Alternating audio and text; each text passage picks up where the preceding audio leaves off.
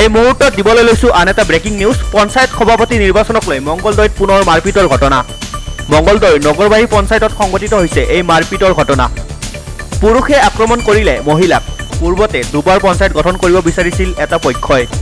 সভাপতি নিৰ্বাচনৰ বাবে গোট হৈছিল সদস্যসকলে। এটা পক্ষই দাবী কৰিছিল পুনৰ ভোট গণনাৰ বাবে।